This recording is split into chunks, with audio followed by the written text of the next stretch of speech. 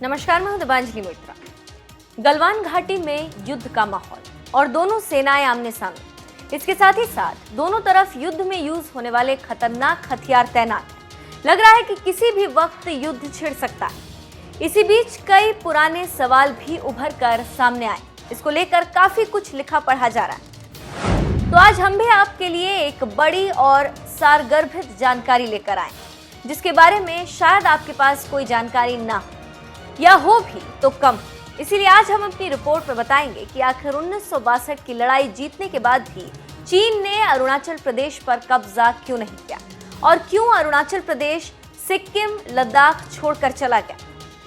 जी, जब 1962 में भारत और चीन के बीच युद्ध हुआ तो भारत बुरी तरह हार गया और अरुणाचल प्रदेश के आधे से अधिक हिस्से पर कब्जा हो गया।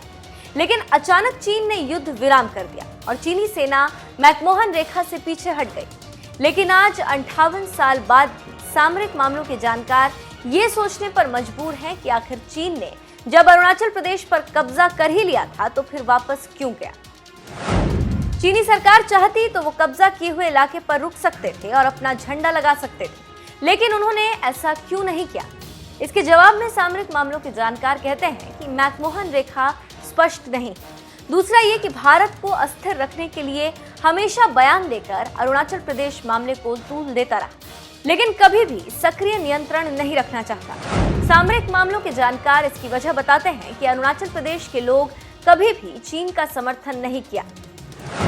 साल 1914 में भारत में अंग्रेजों की सरकार थी। तत्कालीन भारत सरकार का तिब्बत की सरकारों से शिमला में एक समझौता। इस समझौते पर ब्रिटेन के अधिकारी सर हेनरी मैकमोहन और तत्कालीन तिब्बती सरकार के प्रतिनिधि ने सिग्नेचर किए थे। समझौते के बाद भारत के तवांग समेत पूर्वोत्तर सीमा और बाहरी तिब्बत के क्षेत्र सीमा मान ली गई। भारत 1947 में स्वतंत्र हुआ और पीपल ऑफ रिपब्लिक चाइना सन 1949 में अस्तित्व में आया। लेकिन चीन शिमला समझौते को इसलिए खारिज करता है कि तिब्बत पर चीन का अधिकार और चीन किसी भी तिब्बती सरकार द्वारा अनुबंध को नहीं मानेगा। लेकिन इसके उत्तर भारत में तत्कालीन ब्रिटेन के अधिकारी ने 1938 में ही नक्शा पारित किया था, जबकि पूर्वोत्तर सीमांत प्रांत 1954 में अस्तित्व में आया। यूं तो चीन कभी भी अरुणाचल प्रदेश को लेकर उतना आक्रामक नहीं हुआ, लेकिन यहाँ पर राजनीतिक और सामरिक मामलों के जानकारों के साथ ही साथ विदेशी मामलों के जानकार कहते हैं कि साल 1986 में भारतीय सेना ने तवांग में चीनी पोस्ट देखी। फिर भारत ने जवाबी कार्रवाई करते हुए हाथुंगला पर अपनी स्थिति मजबूत कर दी और लगा कि भारत और चीन के बीच युद्ध हो सकते हैं।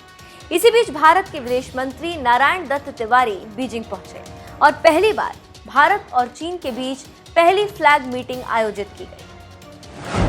लेकिन उसके बाद चीन ने हमेशा आक्रामकता दिखानी शुरू की। पहली बार चीन और भारत के रिश्ते तब खराब हुए जब 1951 में चीन ने तिब्बत में अधिग्रहण किया। अधिग्रहण करते समय चीन ने यह कहा कि तिब्बत को हम आजादी दिला रहे हैं, लेकिन चीन की चाल को समझते हुए भारत ने चीन के खिलाफ विरोध का बिगुल फूंका और तिब्बत को एक अलग राष्ट्र का दर्जा दिया। अरुणाचल प्रदेश पहली बार 1987 में अलग राज्य के रूप में अस्तित्व में आया और अब चीन ने अरुणाचल में गतिविधि काफी तेज कर दी। अरुणाचल के कई हिस्सों में उसने घुसपैठ की कोशिश करी। कई इलाकों में सड़क और नदियों पर पुल भी बना लिए। इसके उलट कई सामरिक मामलों के जानकार ये कहते हैं कि चीन 1962 में उतना शक्तिशाली नहीं था, इसीलिए उसने अरुणाचल से अपने कदम पीछे खींच लिए। इसके साथ ही साथ आज के भारत और आज के चीन में जमीन आसमान का अंतर है। अब भारत इतनी शक्ति रखता है कि युद्ध में चीन के दांत खट्टे कर सके। भारत की दुनिया में धमक है और भारत की बात अब दुनिया सुनती है।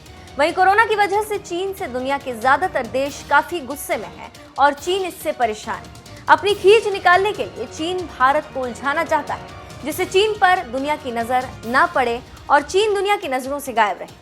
देखना होगा कि चीन इस मामले में कितना सफल होता है और क्या चीन को फायदा होता है।